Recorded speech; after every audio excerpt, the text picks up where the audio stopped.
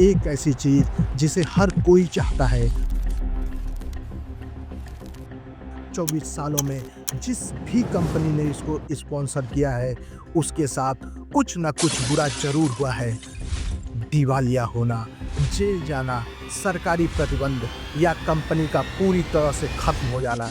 भारत का यह खेल जिसे हर ब्रांड हासिल करना चाहता है, लेकिन जिन ब्रांडों ने इसे अपनाया वे अचानक खुद कहीं गायब हो गए। हाँ, ये है भारत की क्रिकेट जर्सी, लाखों सपनों का रंग। लेकिन कहते हैं हर चमकती चीज के पीछे एक कहानी जरूर छुपा होता है। इतिहास गवाह है, जब जब बड़े नाम इस जर्सी से जुड़े, उनका सफर हमेशा एक रहस्यमय मोड़ पर आकर टूटा। लोग इसे द जर्सी जिंक्स कहते हैं, पर असली सवाल है, क्या ये किसी का श्राप है? और क्यों हर नया नाम उसी अंजाम की ओर बढ़ता है? अब एक और नाम आया है उस भार को उठाने के लिए। जय हिंद दोस्तों। साल 1985 Benson and hedges world cricket championship, Australia की तेज धूप और पहली बार टीम इंडिया नीले रंग की जर्सी में उतरी। यह वह दौर था जब इस जर्सी पर ना कोई ब्रांड था, ना कोई लोगो और न ही खिलाड़ियों का नाम। 1983 वर्ल्ड कप जीतने के बाद भी हमारी टीम की जर्सी के लिए कोई स्पॉन्सर नहीं मिला था, लेकिन अब दुनिया बदलने वाली थी। क्रिकेट सिर्फ खेल नहीं, बिजनेस बनने वाला था। आज मैं आपके सामने लेकर आया हूँ भारतीय क्रिकेट टीम की जर्सी का एक ऐसा रहस्य जिसे जानकर आप आश्चर्यचकित हो जाएंगे। वर्तमान में इस नीली जर्सी पर अपना नाम छपवाना किसी भी कंपनी के लिए एक सुनहरा सपना होता है। 700 मिलियन से ज्यादा दर्शक, 100 से अधिक देशों में लाइव प्रसारण और हर मैच में करोड़ों रुपयों का कारोबार। लेकिन पिछले 3 दशकों में जो भी कंपनी इस जर्सी का हिस्सा बनी, उसके साथ कुछ न कुछ अनहोनी जरूर हुई। किसी ने अपनी पूरी कंपनी खो दी, किसी के मालिक को जेल जाना पड़ा, किसी को सरकार ने बैन कर दिया और इसे ही कहा जाने लगा द जर्सी जिंक्स। क्या यह सिर्फ एक संयोग है या इस नीली जर्सी में छुपा है कोई स्थापित श्राप? चलिए आज हम इस रहस्य की तह तक चलते हैं। दोस्तों, 1990 के दशक में बीसीसीआई को पैसों की सख्त जरूरत थी। आपको जानकर हैरानी होगी कि 90 के दशक की शुरुआत में बीसीसीआई मैचों के प्रसारण के लिए खुद दूरदर्शन को भुगतान करता था। 1993 में बीसीसीआई ने पहली बार कॉर्पोरेट भारत को जर्सी स्पॉन्सरशिप का प्रस्ताव भेजा और तब कदम रखा एक कंपनी ने, आईटीसी लिमिटेड, अपने विल्स ब्रांड के साथ। ये ब्रांड उस समय सिगरेट की एक नामी कंपनी हुआ करती थी। उन्होंने प्रति टेस्ट मैच 35 लाख और प्रति वनडे 32 लाख का अकल्पनीय ऑफर दिया। यह सौदा 1993 से 2001 तक चला। 1996 वर्ल्ड कप में जब सचिन तेंदुलकर मैदान पर उतरे तो उनकी जर्सी पर विल्स का नाम चमक रहा था। उस वर्ल्ड कप को करीब 2 अरब लोगों ने देखा। लेकिन दोस्तों, यहीं से शुरू हुआ इस कहानी का सबसे खतरनाक मोड़, the dark side of this story. World cup के 6 महीने बाद journal of India medical association ने एक चौंकाने वाली रिपोर्ट छापी। 5,882 बच्चों पर किए गए अध्ययन में पाया गया कि वर्ल्ड कप के बाद बच्चों में स्मोकिंग की दर 360% बढ़ गई है। रिपोर्ट में साफ लिखा, यह असर क्रिकेट स्पॉन्सरशिप द्वारा बनाए गए झूठे आकर्षण का है। नेशनल हीरोज के जरिए एक पूरी पीढ़ी को तंबाकू की ओर खींचा जा रहा था। Come on India, दिखा दो। Come on India, दिखा दो। Come on, हिला दो। दुनिया को हिला दो, हिला दो। थोड़ा सा दिल, थोड़ा सा will ले आओ। थोड़ा सा दिल, थोड़ा सा will। Come on India। Will's Indian team, share the magic. जब सरकार ने विज्ञापन पर रोक लगानी चाहिए तो कंपनी ने सेरोगेट एडवर्टाइजिंग का नया रास्ता निकाला। Wills lifestyles, Wills sports, अनेक छोटी कंपनियां बनाई और इनसे स्पॉन्सरशिप लिया। समय बदला और कुछ ऐसा हुआ जो बीसीसीआई ने भी उम्मीद नहीं की थी। नवंबर 1999 में हमारी टीमें न्यूजीलैंड दौरे पर गई थी और उसी समय भारतीय टीम को अंतर्राष्ट्रीय स्तर पर शर्मिंदगी झेलनी पड़ी जब न्यूजीलैंड सरकार ने विल्स लोगों को अवैध टोबैको एडवर्टाइजमेंट मानकर जांच शुरू कर दी। आखिरकार फरवरी 2001 में भारत सरकार ने तंबाकू स्पॉन्सरशिप पर पूर्ण प्रतिबंध लगाया और आईटीसी को खुद से हटने का बयान जारी करना पड़ा। पहला शिकार सरकारी बैन की भेंट चढ़ गया। विल्स के जाने के बाद 2001 में आया एक और नाम, सहारा इंडिया परिवार। यह भारतीय क्रिकेट इतिहास की सबसे लंबी साझेदारी बनी, पूरे 12 साल की। सहारा के दौर में ही भारतीय क्रिकेट ने अपने स्वर्णिम पल देखे। 2007 टी20 वर्ल्ड कप, 2011 वर्ल्ड कप और 2013 चैंपियंस ट्रॉफी की जीत। यह रिश्ता अब व्यावसायिक नहीं, भावनात्मक बन चुका था। 2010 तक सहारा हर मैच के लिए 300 करोड़ रुपए का भुगतान कर रही थी, लेकिन पर्दे के पीछे एक बहुत बड़ा वित्तीय जाल पक रहा था। 2012 में भारतीय बाजार नियामक सेबी ने एक बड़ा खुलासा किया। सहारा ने 3 करोड़ निवेशकों से 24,000 करोड़ रुपए गैर कानूनी तरीके से जुटाए थे।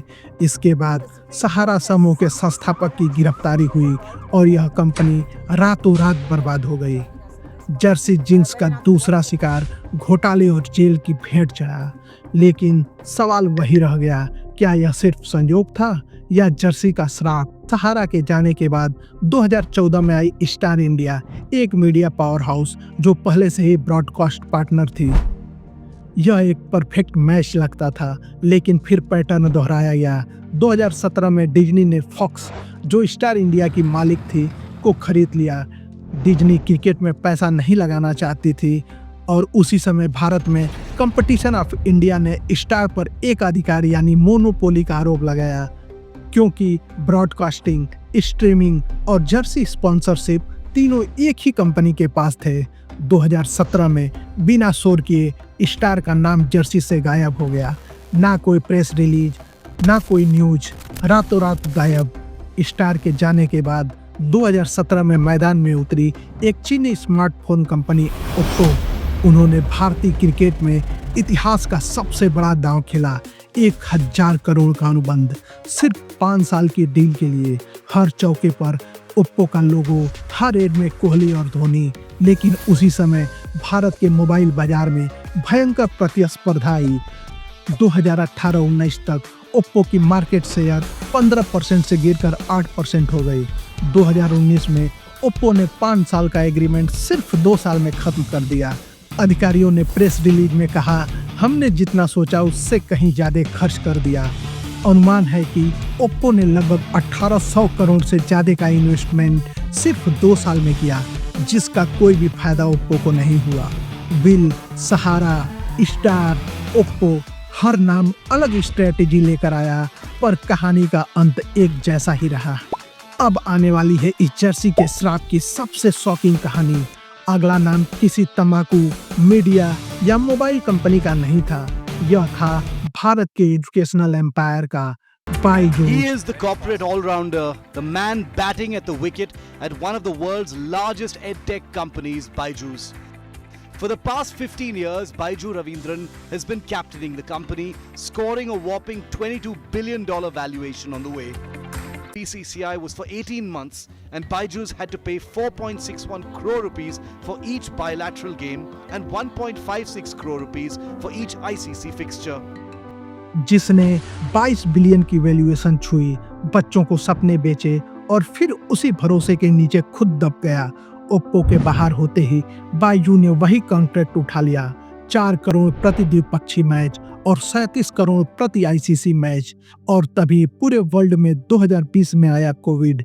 यह बायजू के लिए गोल्डन अपॉर्चुनिटी थी। हर मैच में, हर टीवी कमर्शियल में शाहरुख खान।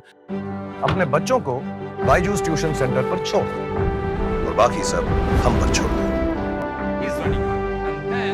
यहाँ उनको कॉन्सेप्ट समझाने से लेकर उनके डाउट्स क्लियर करने तक सब हम पर छोड़ दो। Byju's tuition centre, walk in और कॉल 900-900-2000 टू नो मोर। हर पेरेंट्स को लगता था यह तो भरोसे का नाम है। 2021 में बायजू ने आसमान छू लिए। वैल्यूएशन $22 बिलियन, 10 करोड़ से ज्यादा विद्यार्थी। विराट कोहली की जर्सी पर उनका लोगो देखकर हर पेरेंट्स को लगता था यह ब्रांड सुरक्षित है।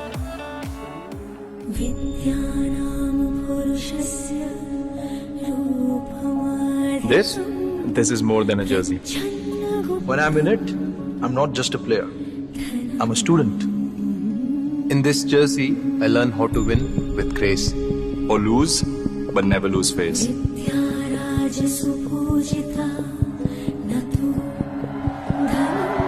I learn that victory is best shared.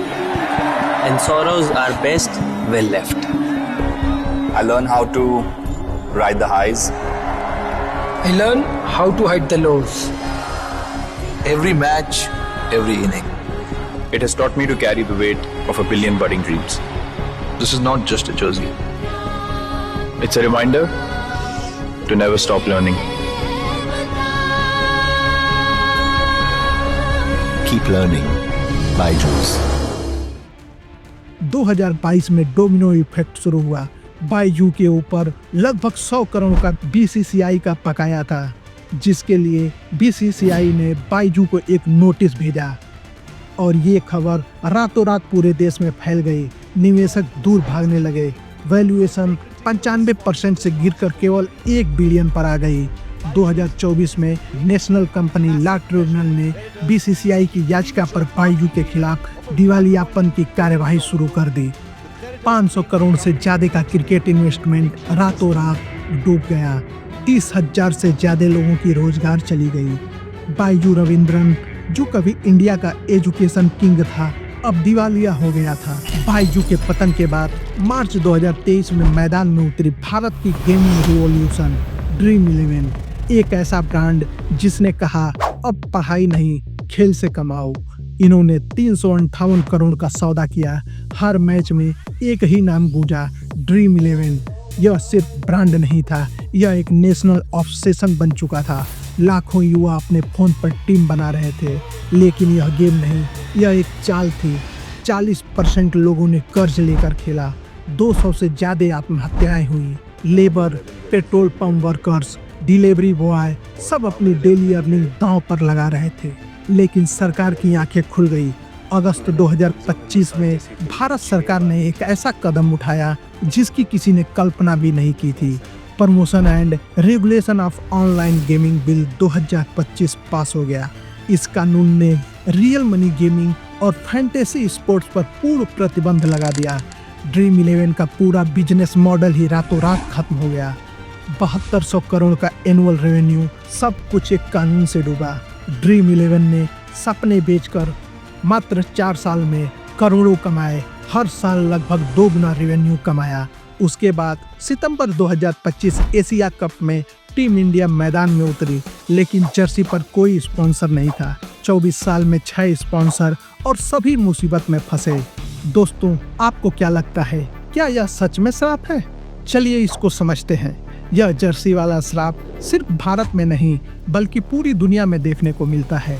America की मशहूर team Los Angeles Lakers, crypto company FTX, जिसके मालिक को तो जेल भी जाना पड़ा था, इटली की दूध कंपनी परमाले, सब किसी न किसी देश में किसी न किसी टीम के स्पॉन्सरशिप के चक्कर में डूबे। बात यह है कि भारतीय क्रिकेट टीम को स्पॉन्सर करना सस्ता नहीं। कंपनियां सोचती हैं इतना पैसा देंगे तो तुरंत फायदा मिलेगा, लेकिन सच यह है कि ज्यादातर कंपनियां खुद ही रिस्क वाली थी। ऑनलाइन पढ़ाई, गेमिंग, रियल एस्टेट, यह श्राप नहीं, यह स्पॉटलाइट इफेक्ट है। अगर आप भारत के सबसे बड़े खेल को स्पॉन्सर कर रहे हैं तो आप देश की नज़रों में होंगे। आपकी छोटी गलती भी पूरे देश को दिखेगी और आपका बिजनेस मॉडल कानूनी जांच के दायरे में आ जाएगा। पिछले महीने सितंबर 2025 में अपोलो टायर्स ने बीसीसीआई की स्पॉन्सरशिप 579 करोड़ में लिया है। क्या वे इस जिंक्स को तोड़ पाएंगे या बनेंगे इस जर्सी का अगला शिकार? दोस्तों, अब आपकी बारी है। कमेंट में बताइए आपके हिसाब से किस स्पॉन्सर का पतन सबसे शॉकिंग था और आपको क्या लगता है, क्या यह श्राप है या स्पॉटलाइट इफेक्ट? आज बीसीसीआई दुनिया का सबसे अमीर क्रिकेट बोर्ड है, उसके पास है अरबों डॉलर्स की डील। लेकिन सवाल यह है कि कैसे एक बोर्ड जो कभी दूरदर्शन को पैसे देता था, आज पूरी क्रिकेट दुनिया को अपने इशारों पर चला रहा है। क्या आप सुनना चाहेंगे बीसीसीआई की संघर्ष गाथा या आईपीएल के छुपे हुए रहस्य, जहां कई खिलाड़ियों के कैरियर और सच्चाइयां क्रिकेट ग्लैमर में हमेशा के लिए गुम हो गई? कमेंट में अपनी राय जरूर लिखिए। वीडियो पसंद आया है तो लाइक करिए, शेयर करिए और सब्सक्राइब करना मत भूलिए। मिलते हैं अगले वीडियो में। जय हिंद दोस्तों।